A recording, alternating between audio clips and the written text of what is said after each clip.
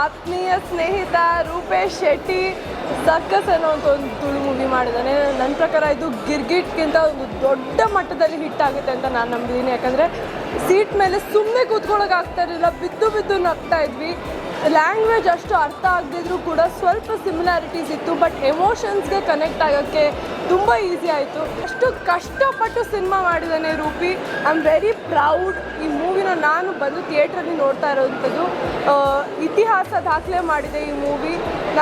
ನಾನು ಹೇಳಿದೆ ಮುಂಚೆನೇ ಗಿರ್ಗಿಟಿಗಿಂತ ದೊಡ್ಡ ಮಟ್ಟದಲ್ಲಿ ಹಿಟ್ ಆಗುತ್ತೆ ಅಂತ. And I wish him the best. Music ಇರಲಿ ಅಥವಾ ಕೋ ಆ್ಯಕ್ಟರ್ಸಿನ ಸಪೋರ್ಟ್ ಇರಲಿ ಅಥವಾ ಎಷ್ಟು ದೊಡ್ಡ ಆ್ಯಕ್ಟರ್ಸ್ ಅವರು. ಆ್ಯಂಡ್ ರಚನಾ ರಾಯ್ ಅವರು ತುಂಬ ಅದ್ಭುತವಾಗಿ ಕಾಣಿಸ್ತಾರೆ ಸ್ಕ್ರೀನ್ ಮೇಲೆ. ರೂಪಿನೂ ಅಷ್ಟೇ, ಹೀರೋ ಥರನೇ ಕಾಣಿಸ್ತಾನೆ. I am very proud and very very happy for him.